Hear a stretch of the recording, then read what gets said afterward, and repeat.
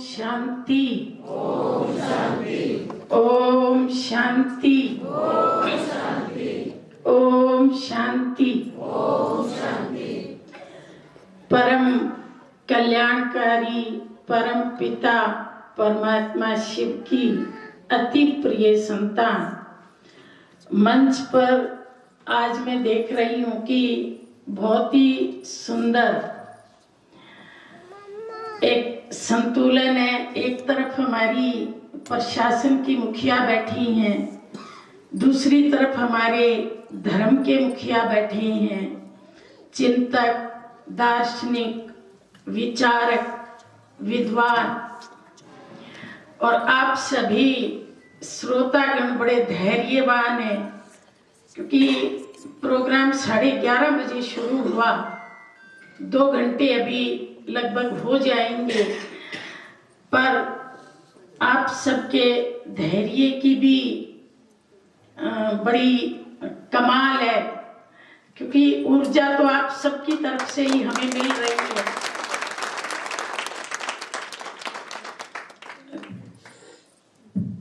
तो ऐसे ऊर्जावान मंच से मैं अभी कुछ शब्द आप सबके सामने रख रही हूँ।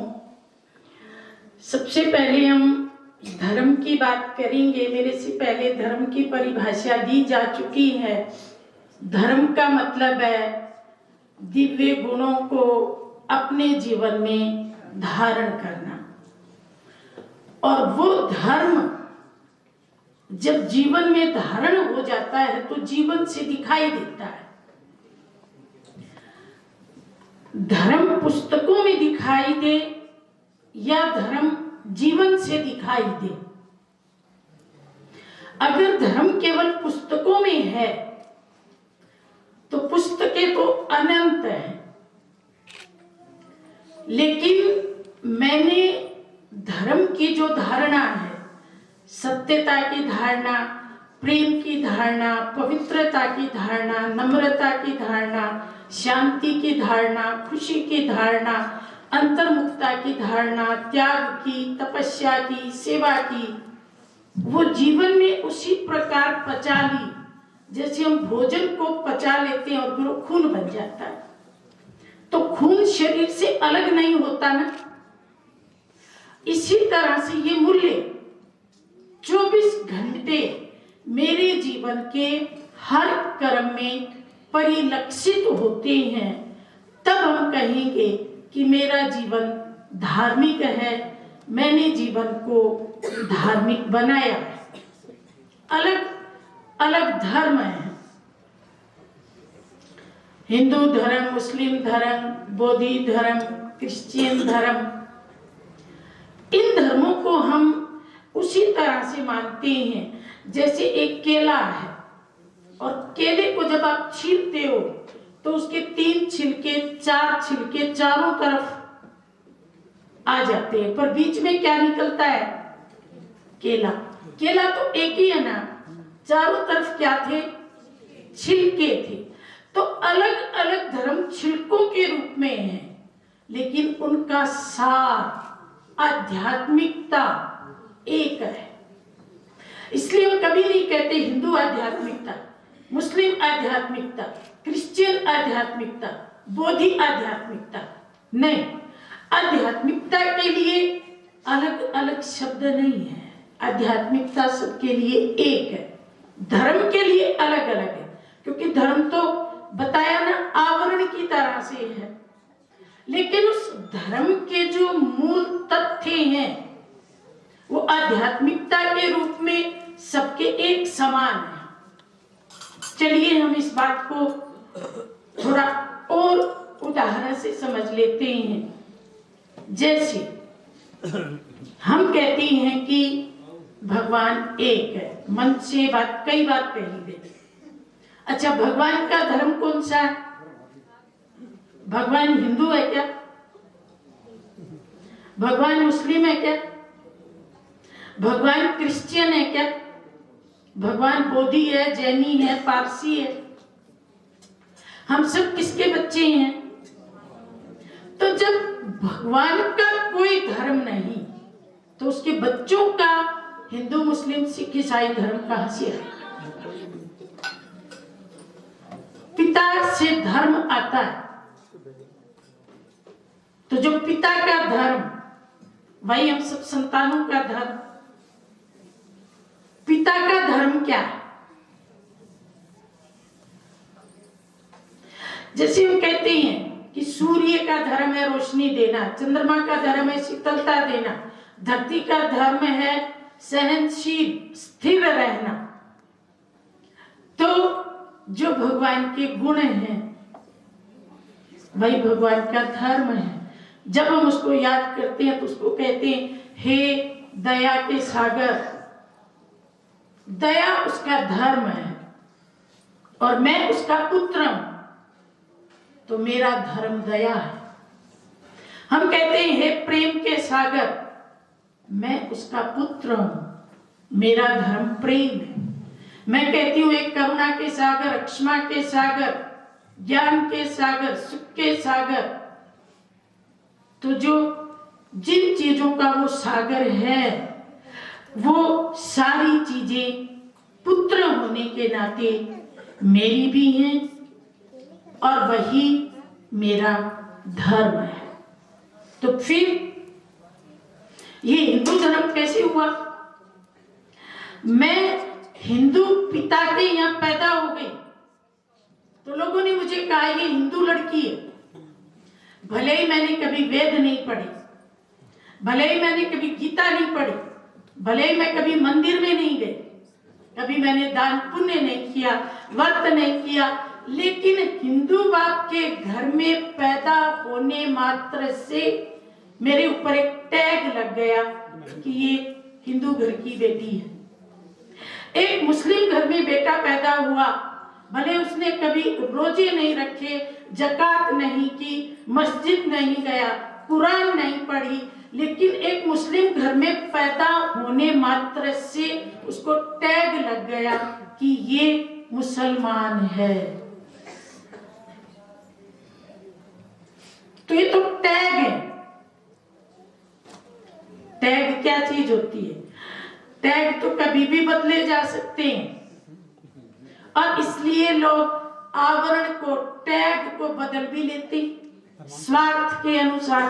उन्हें लगता है मुस्लिम धर्म में जाके फायदा होगा, टैग बदल लिया। हिंदू धर्म में जाके फायदा होगा, टैग बदल लिया।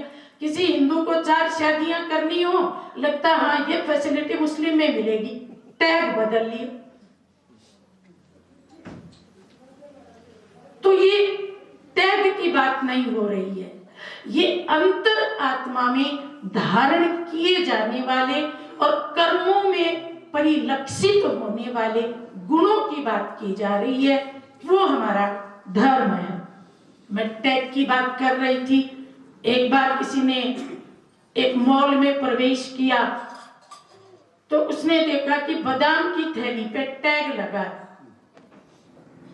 बादाम 100 रुपए किलो, और चने की थैली पे टैग लिखा है 1000 रुपए किलो। आगे गया तो जो प्लास्टिक की चप्पल है उस पे लिखा हुआ है 5000 रुपए, और जो स्पोर्ट्स वाली जूते हैं उन पे लिखा है 100 रुपए।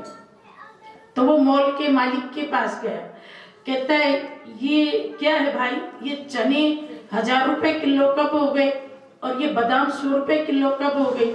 तो वो मालिक हंसने लगा। तो बोला आप हंस क्यों रहे हो? बोला जी रात को ना मॉल में चोर घुस गए थे। तो उन्होंने वो चोरी तो कर नहीं पाए, पर कहते हैं चोर चोरी से जाए, हेरा फेरी से ना जाए, वो टैग बदल गए जाते जाते। तो आज इस दुनिया में हमने टैग बदल डाली। शांति के ऊपर हमने टैग लगाया 1 रुपए किलो और क्रोध पे टैग लगाया लाख रुपए। तो जो क्रोधी है वो सोचता है मैं बड़ा अमूल्य हूं, मेरे पे टैग लगा है ना, और शांति वाला सोचता है मेरी तो कोई कीमत ही नहीं। हमने वे विचार पे टैग लगाया लाख रुपए का, और जिसका जीवन पवित्र है उस पर टैग लगाए तो किसी काम का नहीं है, ब्रह्मचर्य में रहता है, ये समाज के काम का ही नहीं है। अगर लड़का ब्रह्मचर्य पालन करने लगे, घर वाले निकाल देते हैं, ना प्रॉपर्टी देंगे ना जमीन देंगे, निकल यहाँ से। लड़की अगर ब्रह्मचर्य का पालन करे, ब्रह्मा कुमारी बने, कहते तो किसी काम की नहीं है ना, दहेज देंगे ना। दहेज वाली को 20 लाख दहेज दिया, ससुराल वालों ने मार पीट के वापस भेज दी, घर बैठी। और ब्रह्मा कुमारी बनी थी, वो आसमान छू रही, पर कीमत किसकी है समाज में? जिसके ऊपर काम, क्रोध, लोभ, मोह, अहंकार के टैग लगे। ये टैग कब बदली गई? ये जब द्वापर युग शुरू हुआ तो ये टैग बदले गए। सतयुग त्रेता में ये टैग नहीं थे, वहां तो धर्म कर्म में था, इसलिए धर्म अलग और कर्म अलग नहीं था। आज की दुनिया में आप देखिए, धर्म अलग है, कर्म अलग है। एक बेटा है, सुबह मंदिर में जाता है, ओम जय जगदीश हरे, काम विषय विकार मिटाओ, पाप हरो देवा।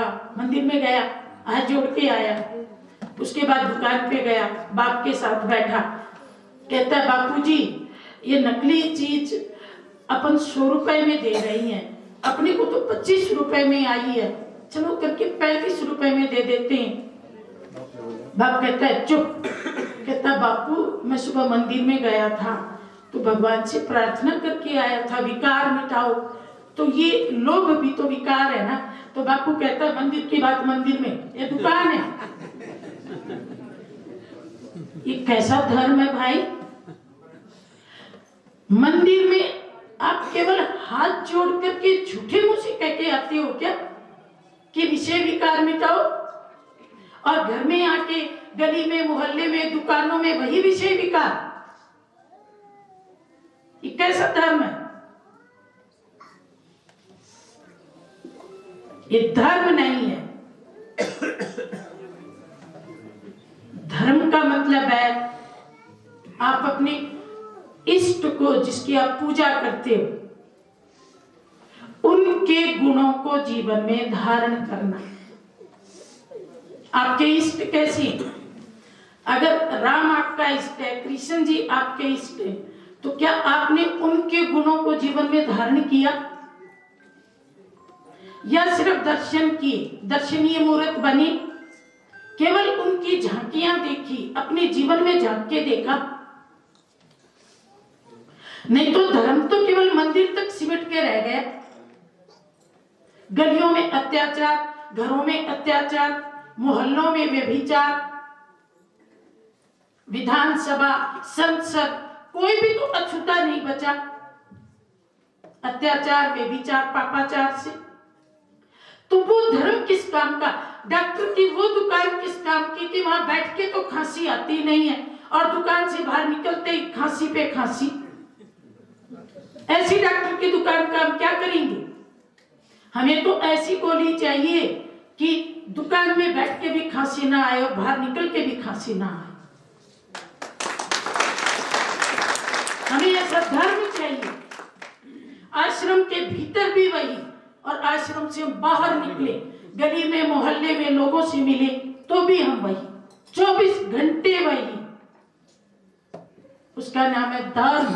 वो किताबों में नहीं है, जीवन जीती जाती किताब। तो मैं बता रही थी कि हिंदू का बेटा कैसे हिंदू बना। अब चूंकि जो आत्मा है वो अजर अमर अविनाशी है। अब शरीर छूटा तो हिंदू बाप वाला शरीर तो छूट गया, और इस आत्मा ने जाके मुस्लिम के घर जन्म ले लिया, तो अगला आवरण मुस्लिम का आ गया।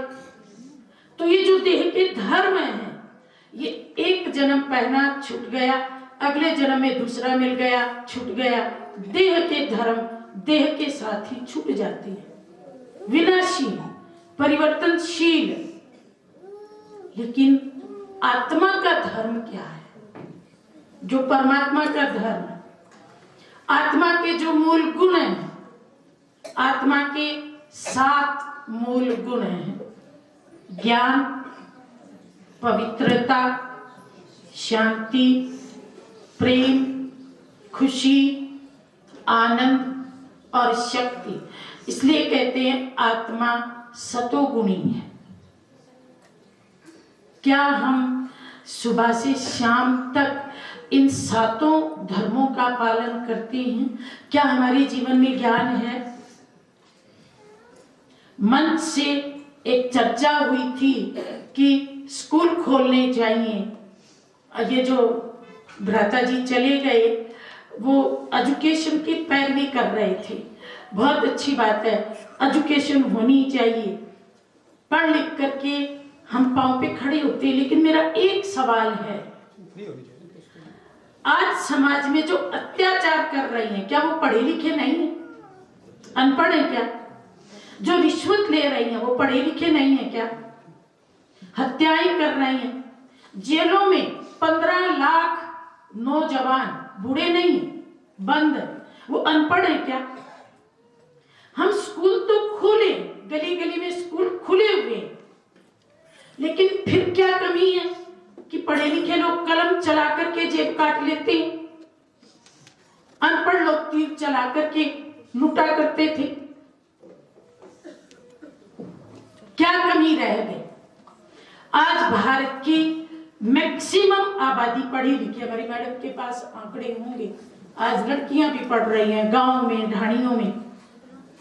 केवल शिक्षित नहीं, किसी ने कहा था अगर मूल्यों के बिना कोई शिक्षित हो जाएगा तो वो ऐसे ही है जैसे आपने बंदर के हाथ में उस्तरा दे दिया।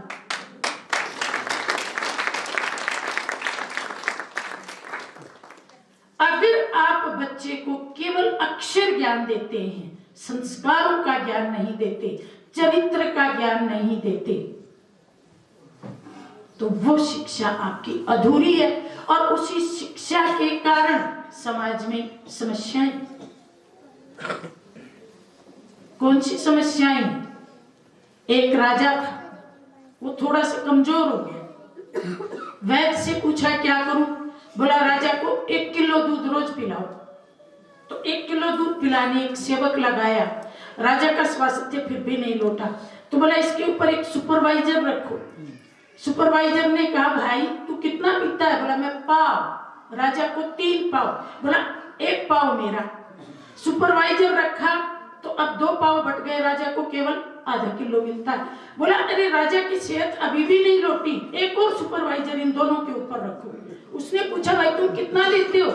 बोला जी हम 2 पाव। बोला 1 पाव मेरा। अब राजा को केवल 1 पाव मिलता है, फिर भी सेहत नहीं लौटी। फिर मीटिंग बैठी, एक और सुपरवाइजर रखो। उसने कहा भाई पाव मेरा। अब 4 पाव तो बट गए 4 लोगों में, राजा के मुंह को मलाई लगाई जाती है।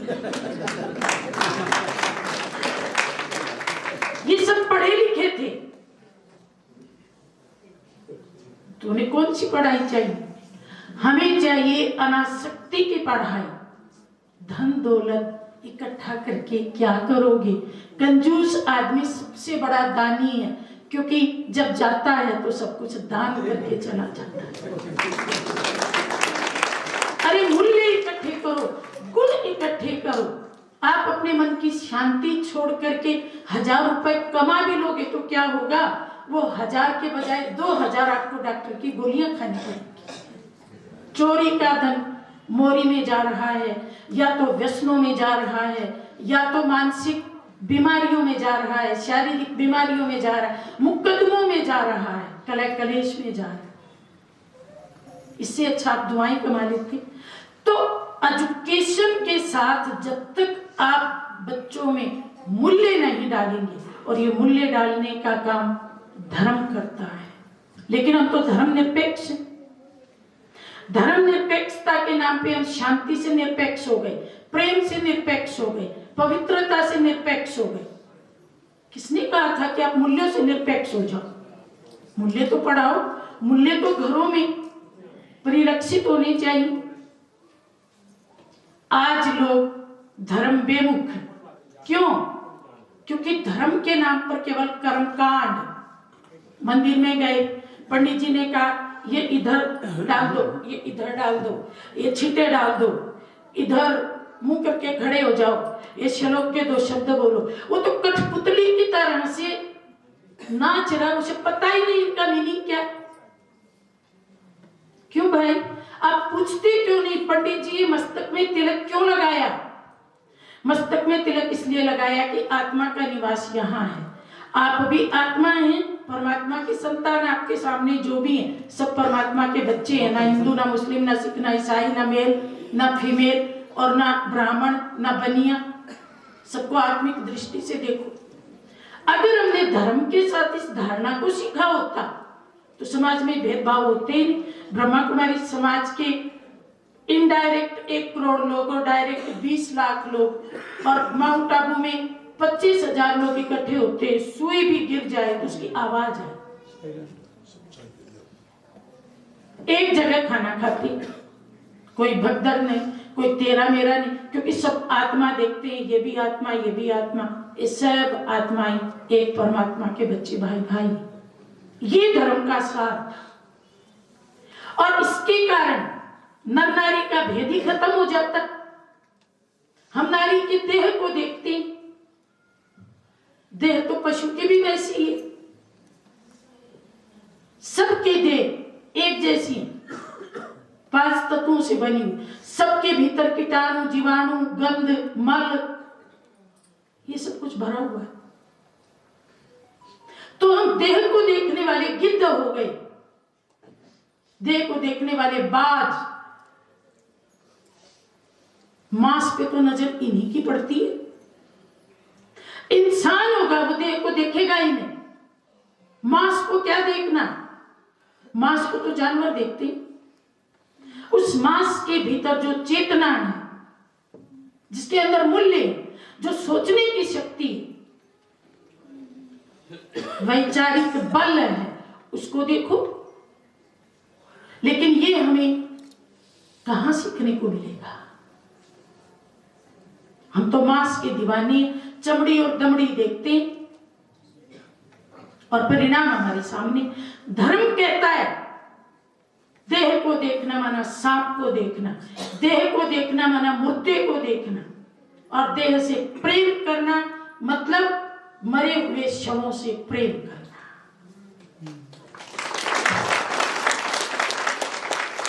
धर्म कहता है आत्मा को देखो, ये आत्मा कितनी सहनशील है, ये आत्मा कितनी गुणवान है, ये आत्मा कितनी धैर्यवान है, और उन गुणों को जीवन में धारण करो।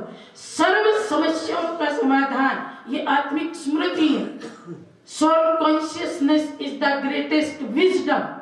संसार की सबसे बड़ी प्रज्ञा है आत्म भाव। आत्म भाव में टिके व्यक्ति से कभी पाप नहीं हो सकता।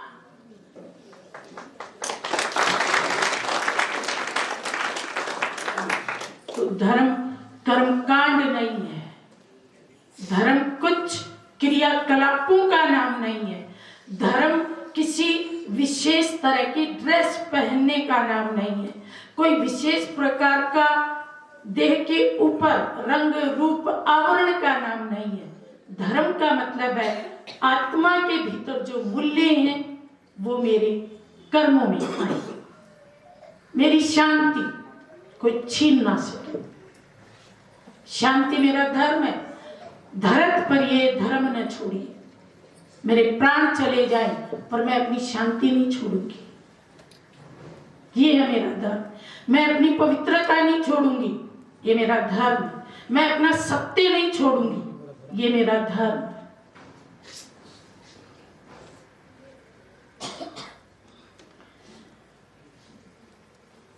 इस संपूर्ण जगत का एक ही बीज है, एक बीज से सारे जगत की रचना हुई। मन से ये बात कई बार कही गई कि भगवान एक है, वही बीज। आप एक पेड़ को देखिए, एक बीज से पेड़ बनता, उसकी अलग अलग कितनी डालियां होती हैं। जितने भी धर्म मठ पंथ है ये अलग अलग डालियां हैं, लेकिन सबका बीज कौन है? बीज तो एक ही है, परम पिता परमात्मा शिव। उसको नाम आप अल्लाह कह लो, गॉड कह लो, रब कह लो, ईश्वर कह लो, वो एक ही है ना। और आज हम जो शिव जयंती मना रहे हैं ये उसी अल्लाह, गॉड, रब, परमात्मा, वाहिगुरु की जयंती मना रहे हैं। तो क्या वो जन्म लेता है? नहीं। तो फिर जयंती क्यों? वास्तव में इसका नाम है रात्रि।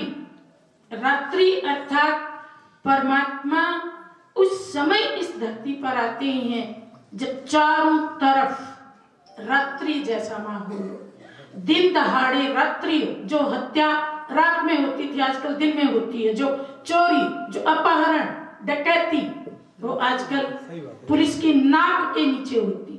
इसलिए लोग कहते हैं दिन दहाड़े रात में चोरी। तो ये कलयुग घोर रात्रि है और भगवान इसमें अवतरित होते हैं। दुनिया में 3 प्रकार के जन्म होते। एक है मानव का जन्म आधुनिक समय में, इसको हम कहते हैं पशु जन्म। और दूसरा है देवताओं का जन्म, जिसमें देवता जन्म लेते हैं तो महल में रोशनी हो जाती है, ना माँ को कष्ट ना बच्चे को कष्ट। श्री कृष्ण जी जन्मे तो चेहरे पे बड़ा तेज लेके जन्मे, राम जी जन्मे ओरा लेके जन्मे, ये देवताओं का जन्म। और भगवान न तो मानव की तरह जन्मते न ही देवता की तरह जन्मते, उनका होता है अवतरण। अवतरण का मतलब क्या है? माँ के गर्भ में नहीं जाते, माँ का दूध नहीं पीते, माँ की पालना नहीं लेते, पिता की कमाई नहीं खाते। अगर वो भी बंधनों में बंधे तो औरों को मुक्त कैसे करेंगे? वो एक बने बनाए शरीर की भ्रुकुटी में आकर के विराजमान होते हैं। इसलिए कहा कि भगवान भागीरथ के ललाट में आकर के बैठे, बने बनाए शरीर में आके बैठे, उनके मुख से ज्ञान दिया और वापस चले गए। प्रकृति को अधीन करते हैं। ये कला केवल एक के ही पास है, इसीलिए उसको परम कहते हैं, सुप्रीम कहते हैं, सर्वोच्च कहते हैं। ये कला और किसी के पास भी नहीं है। जो एक बार देह में आ जाएगा वो फिर देह में ही रहेगा और देह छूटने के बाद ही जाएगा। ये हम 850 करोड़ आत्माओं का रोल है, लेकिन वो एक ही सुप्रीम। इसलिए हम उसकी शिवरात्रि मनाते हैं। रात में आया और रात को दिन बना करके चला गया। हम तो रात की रात में आते हैं और रात को और गहरी करके चले जाते हैं। हम आए तो दुनिया में पाप कम थे और जब गए तो पाप बढ़ा के गए। ये मनुष्य की फितरत। और वो आता है तो पापों को खत्म करके और पुण्य की दुनिया की स्थापना करके जाता है। इसलिए 100 साल के भीतर वो चमत्कार कर देता है। जब वो आता है तो कलयुग बदल के संगम युग हो जाता है और जाता है तो संगम युग बदल करके सतयुग हो जाता है। शिवरात्रि पे हम भगवान शिव को बेर चढ़ाते हैं, धतूरा, अक, भांग। देखो कितनी खराब चीजें, किसी आदमी को दे दो तो नाराज हो जाए। एक खराब चीजें बड़ी मीनिंगफुल है। भगवान ने कहा बच्चे बेर बेशक मत चढ़ाओ पर अपने बैर मेरे पे चढ़ाओ। पर क्या हमने भगवान की बात मानी? क्योंकि बेर चढ़ाना तो बड़ा सरल, सबसे सस्ता फल झाड़ियों से तोड़ के चढ़ा दो। लेकिन भीतर के बैर, बताया ना, टैग बदल गया। मित्रता की कीमत 100 रुपया और बैर की कीमत करोड़ों रुपया। बाप बेटे को कह के जाता है कि इससे मेरी बोलचाल बंद है, तू भी जिंदगी भर मत बोलना। ये इतना अमूल्य बना रखा हमने बैर को। हम हर बार शिवरात्रि पे जाते हैं, क्या हमने अपने बैर चढ़ाए? एक परिवार में एक देवरानी जेठानी थी। देवरानी को 2 बेटियां, जेठानी को 2 बेटे। जेठानी हमेशा ताना मारती थी कि तेरी 2 बेटियां ससुराल चली जाएंगी, तेरे घर को तो ताला लग जाएगा। बेचारी कई दिन सुनती रही, फिर बीच में दीवार खींच दी। दोनों बरसों बरस शिवरात्रि पे जाकर के ये सब कुछ चढ़ाती रही पर अपना बैर नहीं चढ़ाया। धीरे धीरे बेटियां पढ़ लिख करके हमारी मैडम की तरह एक SDM बन गई, दूसरी किसी कॉलेज में लेक्चरर बन गई और उसके बेटे एक 8वीं फेल, एक 9वीं फेल। लोग कहते थे अरे तू अपने बेटों को कहीं लगवा दे, इतनी देवर की बेटियां कितनी बड़ी बड़ी पोस्ट पे हैं, पर लगवा कैसे दे? बोलचाल तो बंद। तो हमने बैर कर करके अपने को यूं समेट लिया ना हम किसी से फायदा ले सकते हैं, ना हम किसी को फायदा दे सकते हैं। समाज के बीच में रहते हुए भी हम कैसे रहते हैं, घुटे घुटे, दबे दबे, सिमटे सिमटे। कई लोग हमें कहते बहन जी आपने ना घर बार छोड़ दिया। अरे हमने कहाँ घर बार छोड़ दिया, हमने तो इतने सारे घर बना लिए। घर बार तो आप छोड़ते हो। शादी होते ही बेटे बहू ने अपना अलग घर बना लिया, सास ससुर को पूछने भी नहीं जाती। ये है घर बार छोड़ना। उसी शहर में है, सास बीमार है, दोनों अपने किराए के घर में बैठी, ये है घर त्यागना। देवरानी जिठानी अलग हो गई, भाई भाई अलग हो गए, इसको कहते हैं घर त्यागना। हमने कहा घर त्यागा, हमने तो आप सबको अपना बना लिया। हमारे तो करोड़ों घर हैं। अमेरिका में जाएं तो हमारे घर, मैक्सिको में जाएं तो हमारे घर, रसिया में जाएं तो हमारा घर, यूक्रेन भी हमारा घर, और रसिया के सब देशों में हमारे घर, और भारत के कोने कोने में। हमने तो जोड़ना सिखाया। टूटते तो आप हो।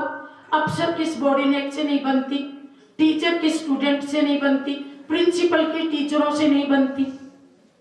जो मुकदमे, एक भी ब्रह्मा कुमारियों का मुकदमा नहीं है, जाकर के देखो मुकदमे किन के, उन्हीं के हैं जो हमें कहते हैं आपने घर बार छोड़ दिया। तो भाइयों और बहनों, आध्यात्मिकता और धर्म जोड़ना सिखाता है। टूट कब जाते हैं, जब जीवन में स्वार्थ आता है। जहां स्वार्थ नहीं है वहां आज भी आपको कुनबे जुड़े मिलेंगे, लेकिन बहुत कम। तो ये शिवरात्रि भीतर की बुराइयां, भीतर की कड़वाहट, भीतर का जहर अर्क के रूप में, धतूरे के रूप में, भांग के रूप में भगवान को अर्पित करने का दिन। इसलिए तो हमने ये पहले मनाया, इसलिए कि आप 8 तारीख को कुछ ना कुछ भगवान को अर्पित करें। क्या अर्पित करेंगे? कहीं इस भ्रम में तो नहीं है कि बहन जी हमारे भीतर तो कोई बुराई ही नहीं, सबके अंदर होती है। बहन जी शराब हम नहीं पीते, सिगरेट हम नहीं पीते, बीड़ी हम नहीं पीते, है ना, किसी का धन चोरी हम नहीं करते, हमारे में तो कोई बुराई ही नहीं। ये तो भैया ऊपर की जांच पड़ताल है। सारा दिन फालतू कितना सोचते हैं, व्यर्थ कितना सोचते हैं, नेगेटिव कितना सोचते हैं, और अपशब्द में भी सारे अपशब्द माताओं बहनों को लेकर के घड़ी गई। गालियां किसको लेके घड़ी गई? लड़ते 2 पुरुष हैं और बीच में गाली किसकी आती है? तो ये महिला सशक्तिकरण कैसे होगा? हमने ये 2.5 इंच की जबान नहीं संभाली। भाई तुमको लड़ना है लड़ो, ये तो घर में शांति से बैठी है, इनको बीच में क्यों ले रहे हो? तो ये कितना महापाप है। जननी को हम गाली देते, राखी बांधने वाली बहन को गाली देते। न बहन जी, मैंने तो उसकी बहन को गाली दी थी, उसकी बहन आपकी बहन नहीं है। आप एक ही बहन के भाई हो क्या? दुनिया की सारी बहनें आपकी बहनें नहीं है। जब गाली मुंह से निकलती है तो सारी बहनों को लगती है, सारी माताओं को लगती है। कम से कम इस गाली को ही चढ़ाते हैं। अपशब्द, ताने, टोंटिंग, बात को नमक मिर्च लगा करके बनाना, क्रोध करना, जोश में आना, अपना अहंकार दिखाना। तू जानती नहीं मैं कौन हूं? एक बार किसी हरियाणवी ने मुझे फोन किया था, तू जानती नहीं मैं कौन हूं? मैंने कहा बहुत अच्छे से जानती हूँ। बोला मैं कौन? मैंने कहा तू मेरा भाई है और मैं तेरी बहन हूं। और दुनिया में बहन से बड़ी कोई नहीं होती।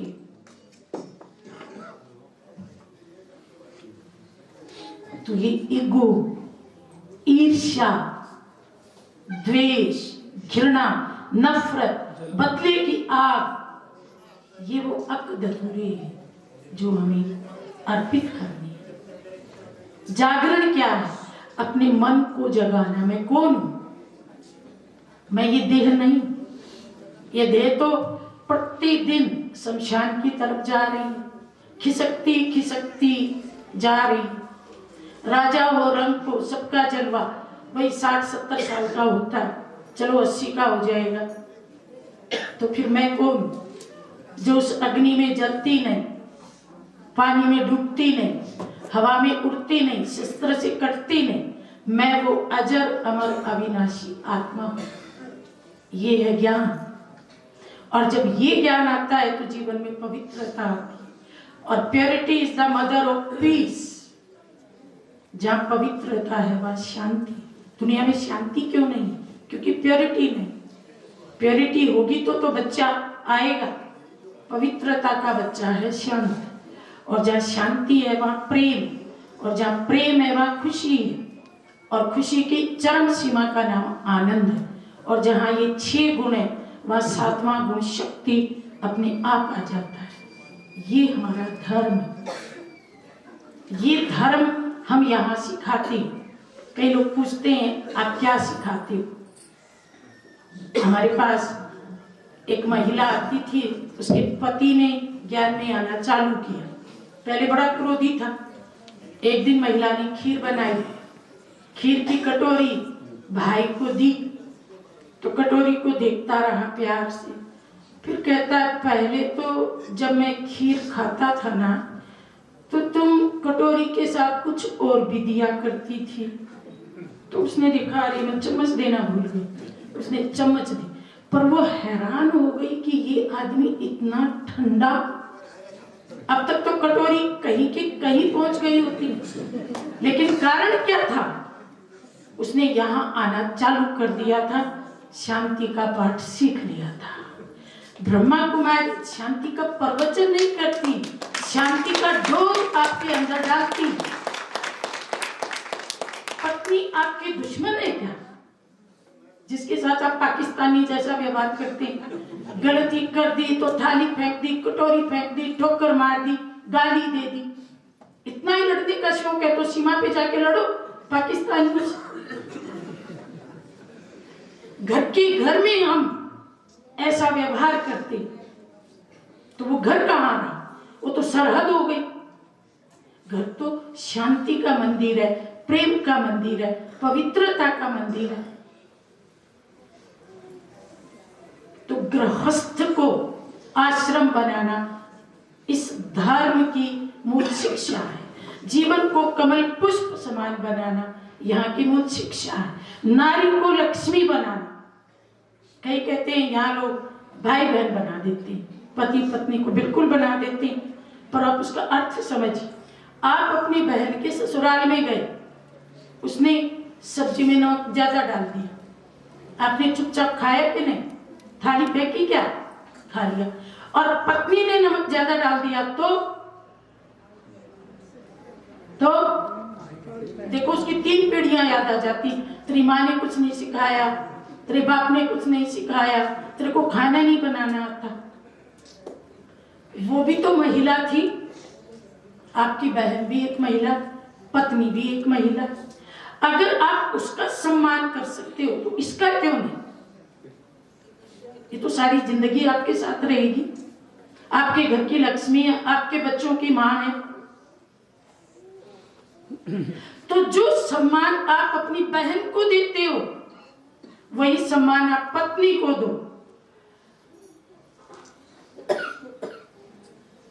पत्नी को कुछ भी कह लो, या तो हम उसके साथ इतने अटैच हो जाते हैं जैसे फेविकॉल लग गई, माँ बाप को ही भूल जाते हैं, या फिर उससे इतने डिटैच हो जाते हैं कि इसको मारो पीटो फेंको।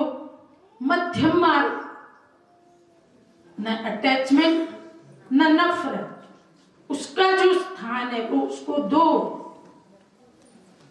जितना मान सम्मान कि वो अधिकारी में। तो नारी बने लक्ष्मी और नर बने नारायण, ये हमारी शिक्षा है। लक्ष्मी नारायण के यहाँ कभी तलाक नहीं हुआ। यहाँ क्यों रोज तलाक होता है? यहाँ क्यों महीने बाद शादियां टूट जाती, दहेज दाएं बाएं हो जाता है? मूल्य नहीं है। धर्म हमें हमें मूल्य सिखाता है। घर में मूल्य चाहिए।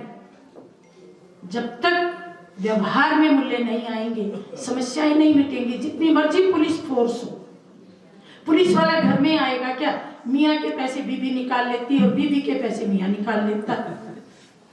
घर में पुलिस वाला आएगा। घर में मूल्य होंगे तो कोई किसी की चीज को आंख उठा के नहीं देखेगा। ये मूल्य हर व्यक्ति, झुग्गी से लेके महल तक ये मूल्य चाहिए। उन मूल्यों की शिक्षा ही धर्म।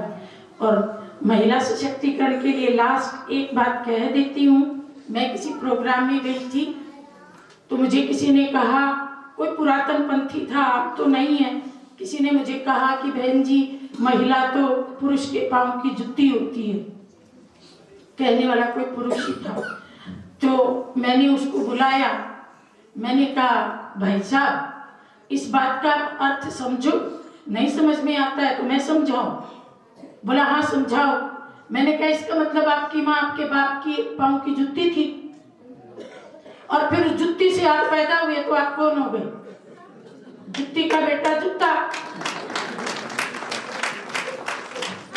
ये अपमान किसका हो? किसका हो? ये केवल नारी का अपमान है कि नारी के जन्मे बेटों का भी अपमान है? सारे जूते।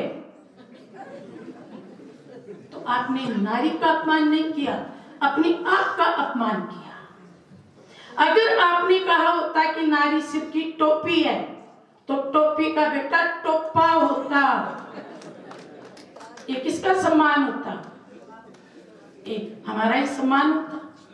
तो जो जननी है आप उसको गिराओगे तो आप उठोगे कैसे? नारी को बकरी बनाना चाहो और बेटा चाहिए शेर जैसा, हो ही नहीं सकता। बकरी तो बकरी ही पैदा करेगी, उसे शेर भी बनाओ ना। अगर शेर चाहिए तो आज कहाँ है शेर?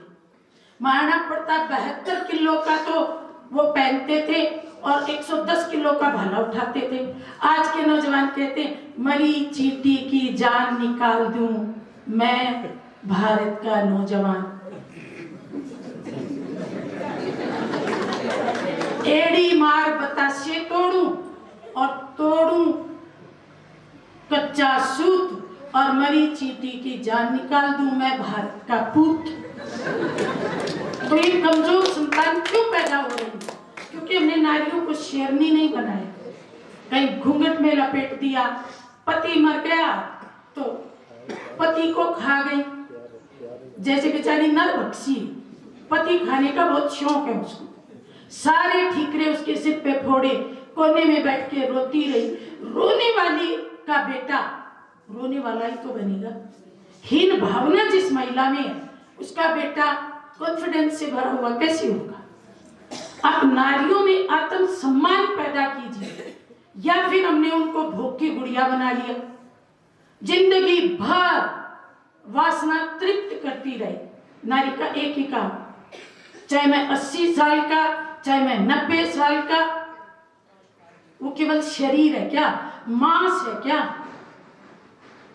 उसको भी तो ईश्वर भक्ति, ईश्वर प्रेम, मुक्ति, जीवन मुक्ति का अधिकार दीजिए ना। तू आई क्यों थी?